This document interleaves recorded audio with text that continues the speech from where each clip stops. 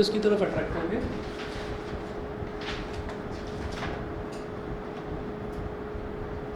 और जितने भी पॉजिटिव आयंस हैं दे विल मूव अवे।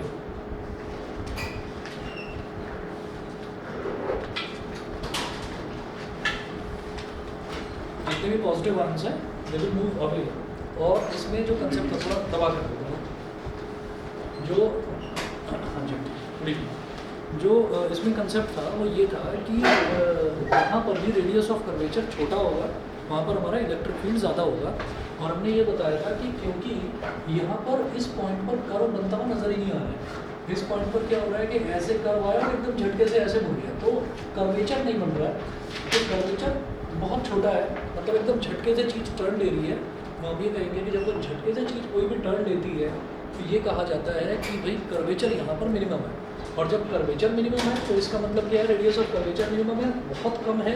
तो रेडियस की वैल्यू बहुत कम है तो उसका स्क्वायर और भी कम होगा। डिनोमिनेटर की टर्म जितनी छोटी होगी ओवरऑल फ्रैक्शन उतना ही बड़ा होगा। तो हमारा इलेक्ट्रिक फील्ड इसी वजह से हमको यहाँ पर हाई मिलता है, ज़्यादा मिलता है। ठीक है, अच्छा आप ये देखिएगा कि हमने ये कहा था कि अगर ये इस तरीके से कर्व है ना, ऐसे अगर कर्वेचर बन रहा है तो उसका मतलब ये है कि भाई इसका अगर मैं स्फीयर बनाने की कोशिश करूँगा तो ये ऐसा बनेगा और इसका रेडियस ऑफ कर्वेचर इसकी कुछ वैल्यू मतलब रेडियस ऑफ कर्वेचर ये होगा। वहीं अगर मैं ये कहने लगूँ कि ये कर्व इस तरीके का नहीं बन रहा, ये कर्व ना ऐसे बन रहा है, ऐसे बन गए और एकदम से ऐसे, मतलब इस झटके से ये चेंज हो गया, कर्व नहीं बन रहा इस पॉइंट पर शार्प पॉइंट है। तो जब शार्प पॉइंट बन जाएगा तो हम ये कहेंगे कि रेडियस ऑफ कर्वेचर बहुत छोटा होगा, ना के बराबर होगा। जब रेडियस ऑफ कर्वेचर बहुत छोटा तो छोटी चीज़ का स्क्वायर और भी छोटा। फॉर एग्जांपल ऐसे ही सोचो 0.1, तो 0.1 का स्क्वायर 0.01, वो और भी छोटी वैल्यू हो गई। तो डिनोमिनेटर जितना छोटा होगा ओवरऑल फ्रैक्शन हमारा उतना ही बड़ा आ जाएगा। तो इसलिए हाई इलेक्ट्रिक फील्ड होगा जहाँ पर भी शार्प पॉइंट बनेगा। समझ गए? शार्प पॉइंट पर रेडियस ऑफ कर्वेचर बहुत छोटा, उसका स्क्वायर और भी छोटा, तो ओवरऑल फ्रैक्शन बड़ा, यानी कि इलेक्ट्रिक फील्ड बड़ा। ठीक है, तो ये हमारा इसमें हमने ये कंसेप्ट देखा था। अब आप इसी चीज़ को लिख लीजिए। मैंने ये कहा कि यहाँ पर जब हाई इलेक्ट्रिक फील्ड है तो ये आसपास की जितनी भी एयर है, एयर में भी अलग अलग गैसेस हैं, अलग अलग गैसेस हैं तो अलग अलग तरीके के उनके गैसेस के आयंस हैं। तो उन आयंस को ये क्या करेगा कि पॉजिटिव आयंस को तो रिपेल अवे करेगा और जितने भी नेगेटिव आयंस हैं नेगेटिव आयंस को अपनी तरफ अट्रैक्ट करेगा। तो इस तरह से पॉजिटिव आयंस को एक तरफ से रिपेल करना और नेगेटिव आयंस को अट्रैक्ट करना, it will make an electric field. मतलब ये आसपास की जो एटमॉस्फेयर है उस एटमॉस्फेयर को ये इलेक्ट्रीफाई कर देगा। तो ये तो वो चीज़ है जो हमने लास्ट टाइम करी थी। इसके आगे यही जो चीज़ मैंने आपको बताई है, इसी को 4-5 पॉइंट्स में आप लिख लीजिए। तो फर्स्ट पॉइंट नोट करेंगे यहाँ पर, the pointed end of a conductor is highly curved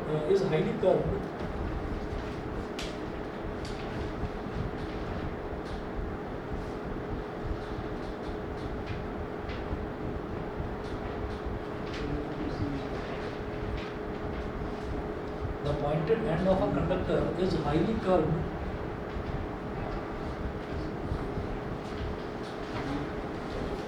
end of a conductor is highly curved and its radius of curvature small r is very small.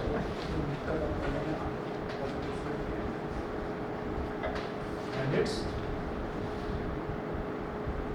radius of curvature small r is very small. सीधी बात है, जब pointed and है तो उसका radius of curvature बहुत छोटा होगा। Next point लिखें, thus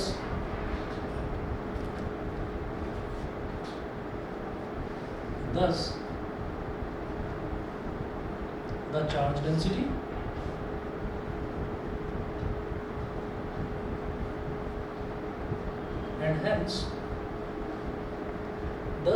density and hence the electric field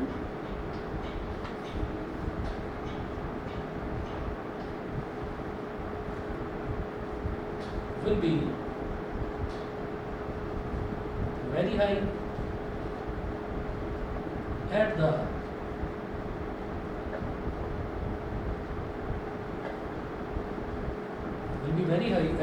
pointed end. ठीक है, this high electric field, this high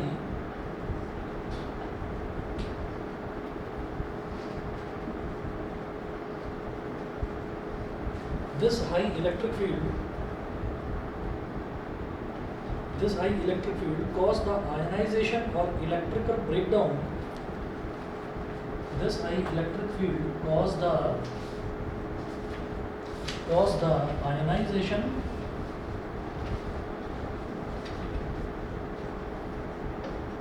or this high electric field cause the ionization or electrical breakdown of the surrounding air, or electrical breakdown, ionization or electrical breakdown of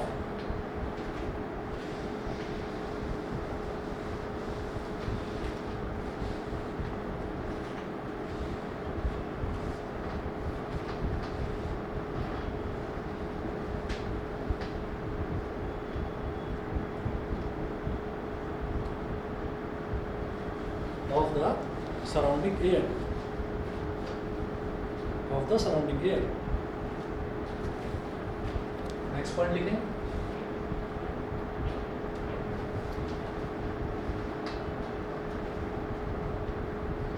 The negative the oppositely charged ions,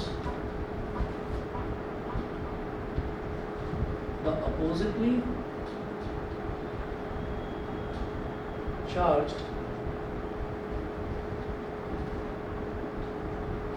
oppositely charged ions neutralize the pointed end,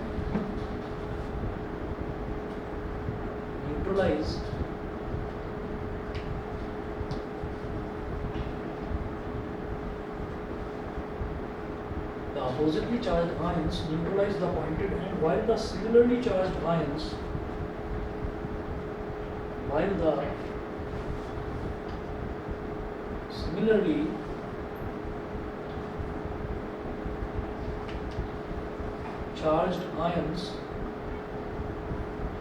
are repelled away.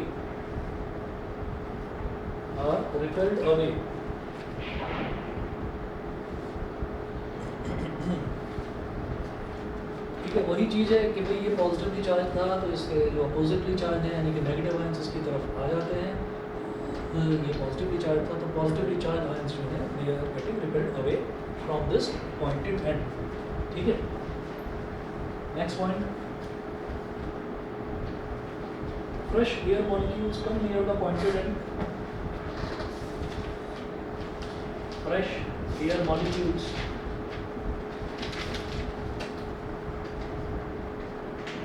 come near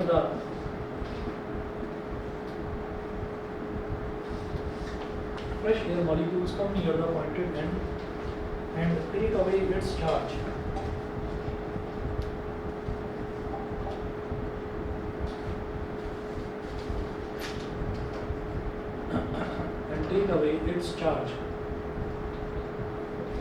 Come near the pointed end and take away its charge, setting up a kind of electric wind.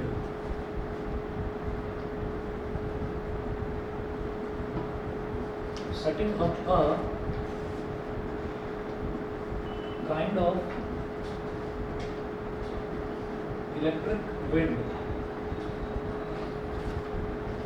Setting up a kind of electric wind.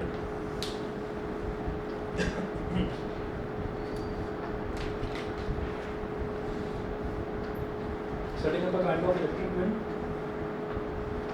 This process by which the charge at the pointed end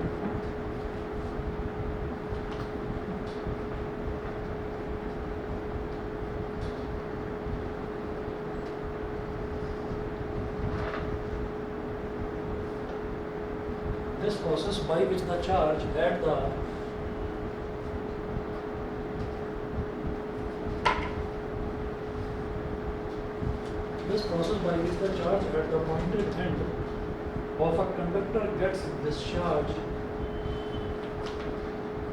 of a conductor gets discharged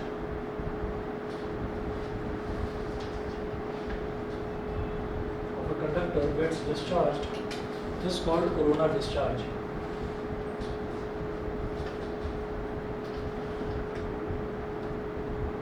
This is called corona discharge.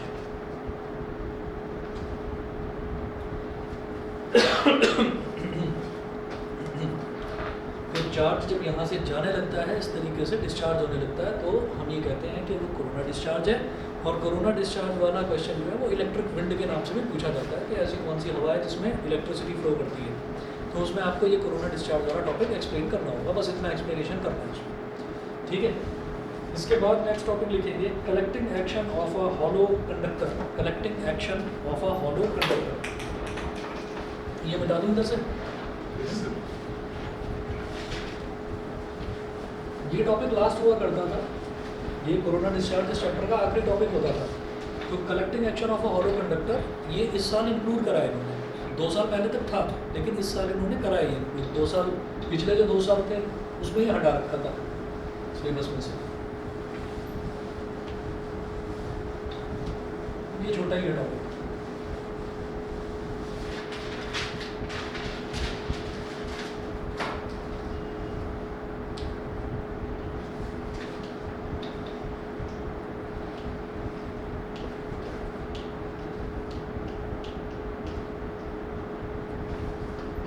collecting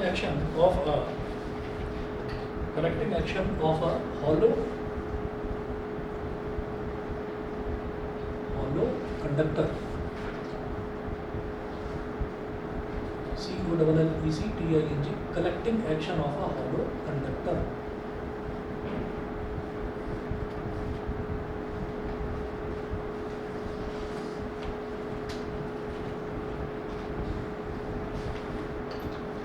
लिखिएगा consider a small sphere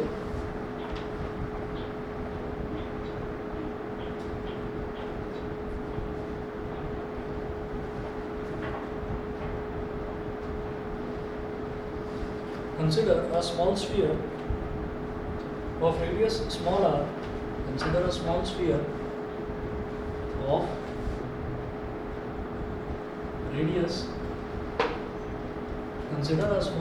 of radius small r placed inside a large spherical shell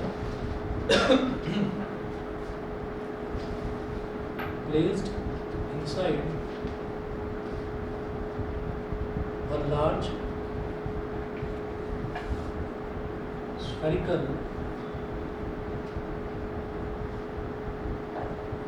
consider a small sphere of radius small r placed inside a large spherical shell of radius capital R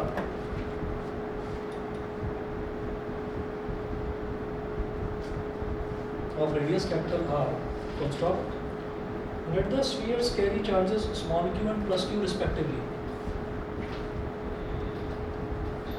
Let the spheres carry charges small q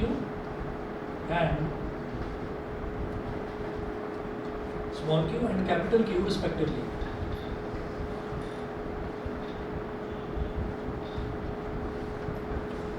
ठीक है, हम hollow conductor की बात कर रहे हैं। Hollow conductor का मतलब क्या है कि कोई एक स्फीयर है और स्फीयर के अंदर एक स्फीयर है, लेकिन जो बीच का पोर्शन है ना वो खोखला है, बीच का पोर्शन खाली है ना। ऐसे एक स्फीयर की हम बात कर रहे हैं।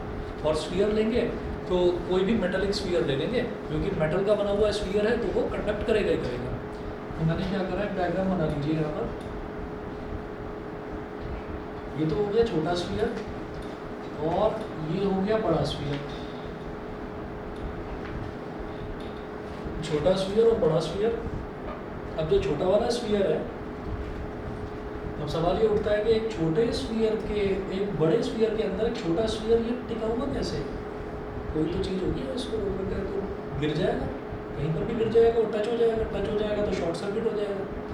तो यहाँ पर एक बारीक सा, ताकि एक बारीक सा वायर निकाल सके, एक बारीक सा वायर निकला हुआ है ऐसे, जगह ही उतनी छोड़ी जितने में ये वायर निकल सके, मतलब इतना बारीक सा होल है। और ये जो वायर है इसको आप लिखेंगे इंसुलेटिंग सस्पेंशन, इंसुलेटेड वायर है ये, तो इसको आप लिखेंगे इंसुलेटिंग सस्पेंशन। सस्पेंशन का मतलब होता है किसी भी चीज़ को हमने लटका रखा है, ठीक है। जैसे याद होगा वो पेंडुलम के बारे में कहा जाता था कि pendulum is suspended from a rigid support, तो वही चीज़ है कि इसको इसमें लटका रखा है, इंसुलेटेड है, तो इसका मतलब क्या है, इसका कंडक्टर से कोई लेना देना नहीं है, ठीक है, रबर की कोटिंग हो रखी है। ये जो अंदर वाला स्फीयर है इसके रेडियस को मान लीजिए स्मॉल आर,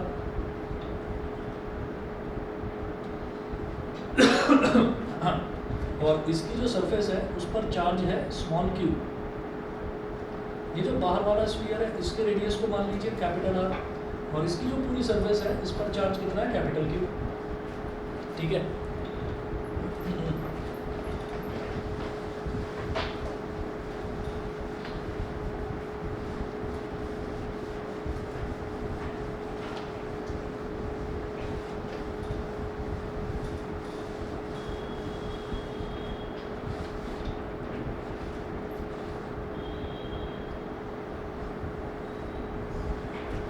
चलिए अब देखिएगा total potential on the outer sphere, note करिएगा total potential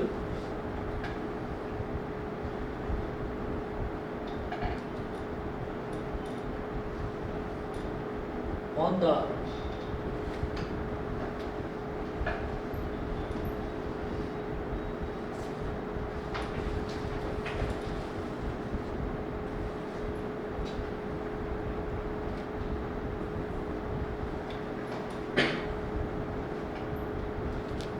total potential on the outer sphere. तो आप ना ऐसा सोचिए कि जब भी कभी मैं कहता था कि एक चार्ज है यहाँ पर Q, और आपसे ये कहा जाए कि यहाँ पर कोई एक चीज़ रखी हुई है, कोई भी ब्लॉक रखा हुआ है, और आपसे ये कहा जाए कि आप इस पॉइंट पर इस चार्ज की वजह से ये बता दीजिए पोटेंशियल कितना है। तो हम ये कहेंगे भाई पहले तो डिस्टेंस बताओ दोनों के बीच का, तो दोनों के बीच का डिस्टेंस स्मॉल आर है, ठीक है। तो हम पोटेंशियल कैसे बताते थे, V = 1/4 पाई एप्सिलॉन नॉट। इस चार्ज की वजह से इस पॉइंट पर पोटेंशियल निकालना है, तो इस पॉइंट पर कोई चार्ज नहीं होगा, यहाँ पर होगा। तो जिस पॉइंट पर मैं निकाल रहा हूँ वहाँ पर कोई चार्ज हो या ना हो उससे कोई मतलब नहीं है। हम ये कहेंगे कि ये हो जाएगा Q अपॉन, कहाँ निकालना चाह रहे हैं, इस पॉइंट पर, उसका डिस्टेंस कितना है R, तो Q अपॉन R। तो अब क्या है कि total potential on the outer sphere, तो आउटर स्फीयर ये जो बड़ा वाला स्फीयर है इस पर टोटल पोटेंशियल कितना हो जाएगा, लिखिएगा पोटेंशियल, इसको लिखेंगे V कैपिटल R, लिखिएगा potential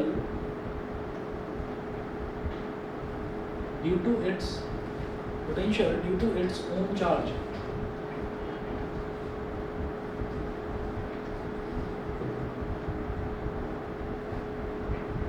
potential due to its own charge plus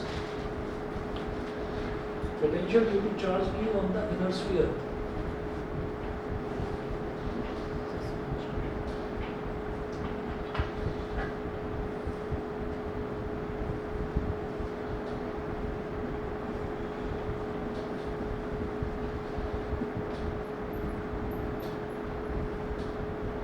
potential due to charge Q on the inner sphere, ठीक है।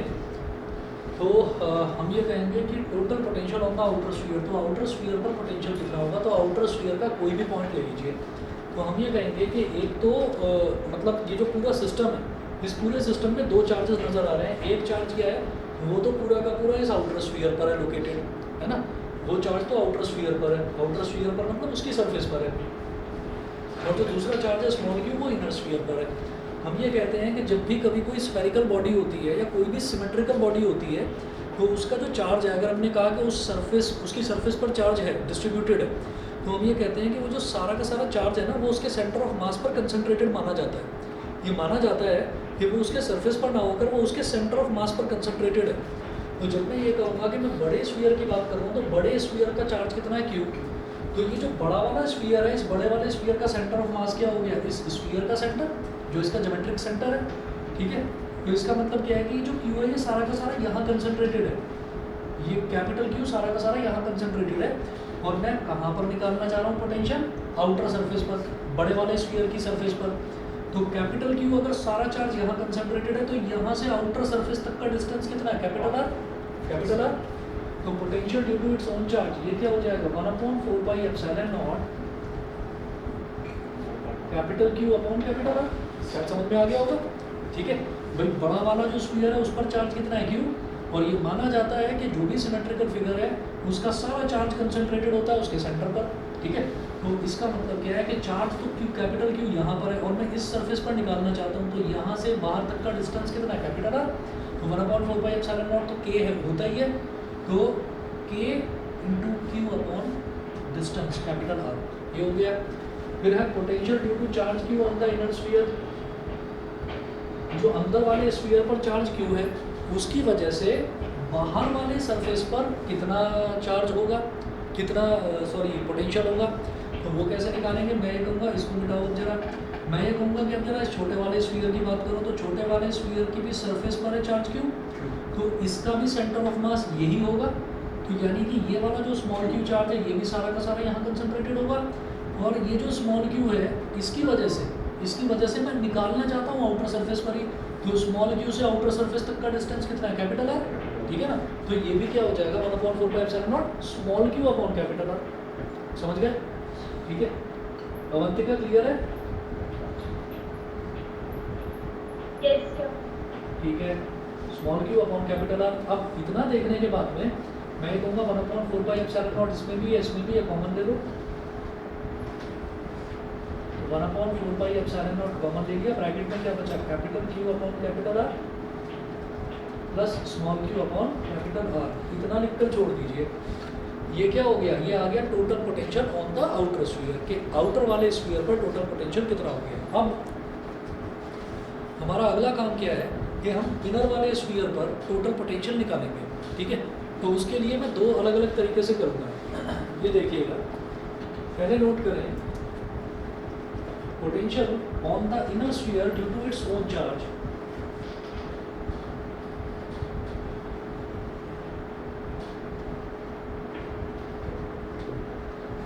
तो जब मैं इनर स्फीयर पर टोटल पोटेंशियल निकालूंगा तो कैसे निकालूंगा, एक तो उसके ओन चार्ज, खुद के चार्ज की वजह से, जैसे यहाँ निकाला था potential due to its own charge, और एक निकालूंगा ये जो बाहर बड़े वाला स्फीयर है इसके चार्ज की वजह से इस पर पोटेंशियल कितना आ रहा है, एक वो निकालूंगा।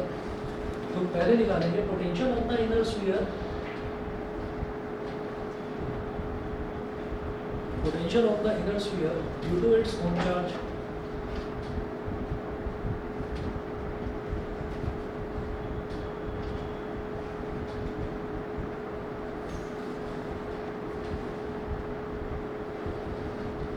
Potential on the inner sphere due to its own charge, इसको बोलिएगा आप V1।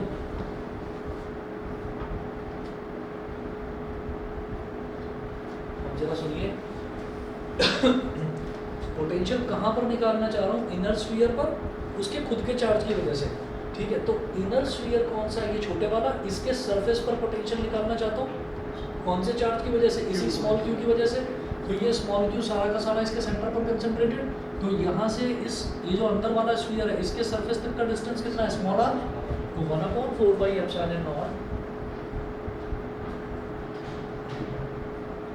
Into small Q upon small R. यहाँ तक क्लियर है। उसके बाद अगला देखेंगे, ये तो V1 बोला मैंने इसको। उसके बाद हम ये कहेंगे कि as the potential at every point inside a charged sphere, next point लिखेंगे स्टार बनाकर, स्टार बना लेना इस पर,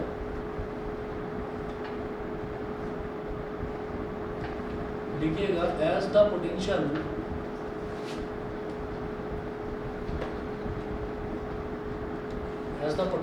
at every point inside a charged sphere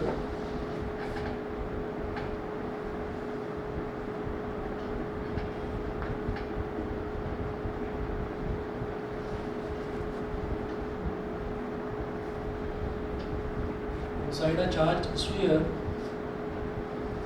as the potential at every point inside a charged sphere is the same as that on its surface, is the same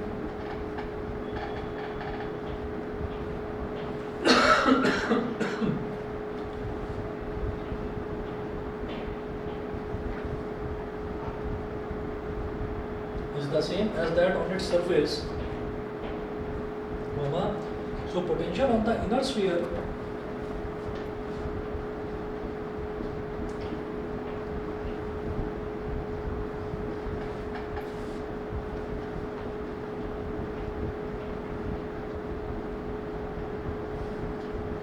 due to charge capital Q on the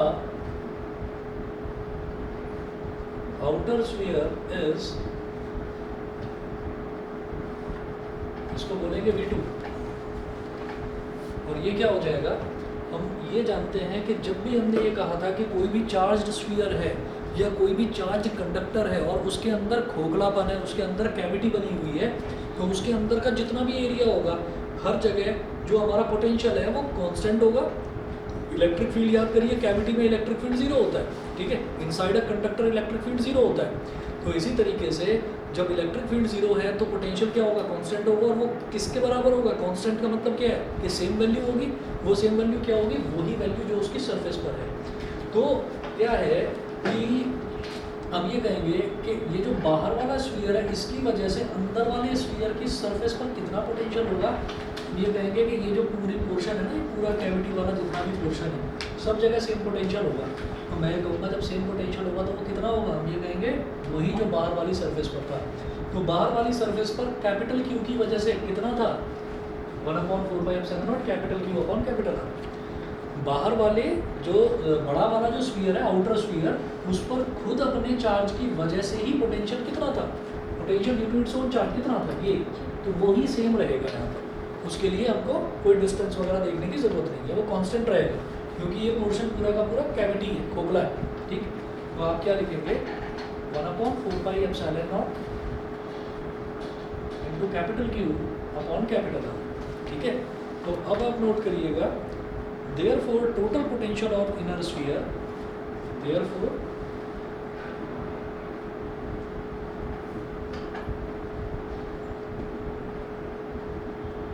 total potential on inner sphere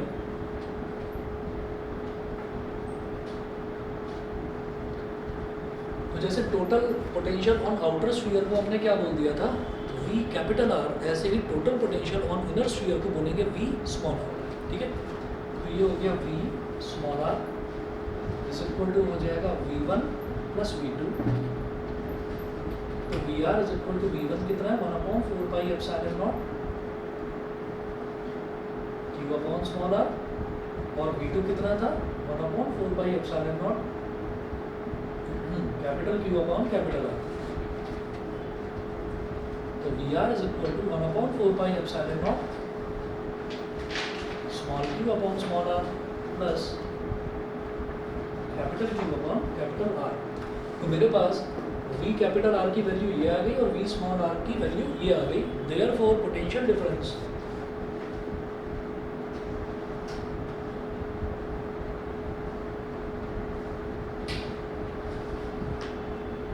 difference क्या है, ये जो दोनों potentials हैं, तो दोनों potentials का आप डिफरेंस निकाल लीजिए।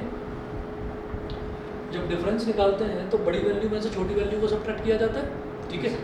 जरा बता देना इनमें बड़ी वैल्यू कौन सी है, हाँ दोनों बराबर, बताओ, सोच के देख लो एक बार ढंग से। V स्मॉल r बड़ा है या V कैपिटल R बड़ा है, कैपिटल ढंग से सोच के बताओ, फिर से देख लो, बताओ बताओ।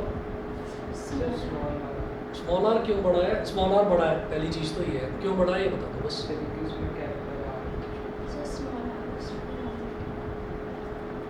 ढंग से बता दो यार, सही बहुत बढ़िया। देखिए यहाँ पर क्या है, 1/4πε0 इसमें भी है, 1/4πε0 इसमें भी है, दोनों में। अब सुनिएगा, capital Q upon capital R इसमें भी है, capital Q upon capital R इसमें भी है। तो डिसाइडिंग फैक्टर कौन सा हो जाएगा, स्मॉल q वाला, है ना, ये वाला डिसाइडिंग फैक्टर होगा। तो small q upon small r अगर बड़ा हुआ तो ये पूरी वैल्यू बढ़ी, और small q upon capital R बड़ा हुआ तो ये पूरी वैल्यू बढ़ी। तो स्मॉल q के नीचे लिखी हुई है एक बड़ी टर्म, जब डिनोमिनेटर में बड़ी टर्म होती है तो ओवरऑल फ्रैक्शन छोटा होता है, तो जब ये छोटा तो पूरा VR छोटा। स्मॉल q के नीचे लिखी हुई है छोटी टर्म, तो ओवरऑल फ्रैक्शन बड़ा होता है। जब ये बढ़ा तो पूरा वी आर बढ़ा, क्योंकि सिर्फ स्मॉल क्यू वाला ही टर्म है जो डिसाइड कर रहा है कि कौन सा पोटेंशियल बड़ा और कौन सा पोटेंशियल छोटा। तो ये याद रखना कि जब भी हम पोटेंशियल डिफरेंस निकालते हैं तो इस चीज़ को दिमाग में क्लियर रखना कि हम बड़ी वैल्यू में से छोटी वैल्यू को हमेशा सब्ट्रैक्ट करते हैं, ठीक है। तो यहाँ पर हम वी आर में से वी स्मॉल आर में से वी कैपिटल आर को सब्ट्रैक्ट करेंगे। ये मत सोचना कि नहीं भाई वी कैपिटल आर में से वी स्मॉल आर को सब्ट्रैक्ट करना चाहिए था, समझ गए।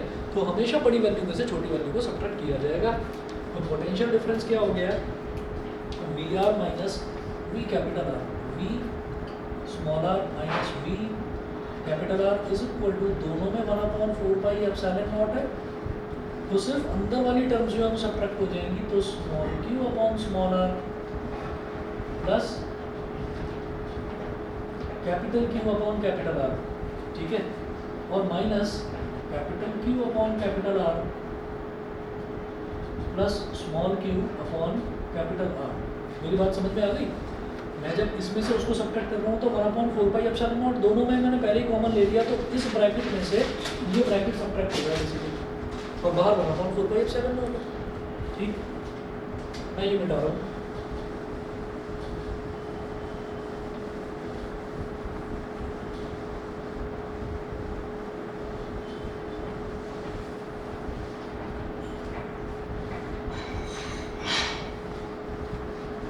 ये हमारे पास हो गया 1/4 pi epsilon naught small Q upon small r plus capital Q upon capital R minus capital Q upon capital R minus small Q upon capital R, capital Q upon capital R minus capital Q upon capital R, ये दोनों cancel out हो गए। तो ये बचा 1/4 pi epsilon not, बल्कि q/4 pi epsilon not, भाई q भी है न्यूमरेटर से कॉमन निकालो, तो 1/r स्मॉल आर माइनस 1/कैपिटल आर। ये आपका एक हॉलो कंडक्टर का पोटेंशियल डिफरेंस हो गया, ठीक है ना। तो इसी चीज़ को, ये जो पोटेंशियल डिफरेंस है, ये पोटेंशियल डिफरेंस कहाँ पर रहा, ये पोटेंशियल डिफरेंस सारा का सारा जो छोटे वाला जो स्फीयर है ना, जो अंदर वाला स्फीयर है, उसने अपने अंदर कलेक्ट करके रखा। जो हॉलोनेस है या जो एक्सटर्नल सरफेस है उस पर कोई पोटेंशियल रहा ही नहीं। कहाँ है भाई, स्मॉल कैपिटल क्यू तो कहीं है ही नहीं, तो कैपिटल क्यू का तो कोई रोल ही नहीं है, तो कैपिटल क्यू तो वैसे ही कैंसिल आउट हो गया। तो पोटेंशियल डिफरेंस जो है वो सारा का सारा कहाँ कलेक्ट हो गया, सारा का सारा अंदर वाले स्फीयर पर ही कलेक्ट हो गया। कैविटी में ख़त्म, कोई पोटेंशियल नहीं, ठीक है, एक्सटर्नल सरफेस पर ख़त्म, कोई पोटेंशियल नहीं। तो पोटेंशियल डिफरेंस सारा का सारा वोल्टेज यानी कि कहाँ आ गया, वो अंदर वाले स्फीयर पर आ गया। इसी प्रोसीजर को collective action of a hollow conductor कहा जाता है। लिखिएगा, this process is called collecting action of a hollow conductor, ठीक है जी। तो इस चैप्टर में, ये चैप्टर तो कंप्लीट हुआ, इस चैप्टर में जो भी न्यूमेरिकल्स है ना, न्यूमेरिकल सारे के सारे बनते हैं ज़्यादा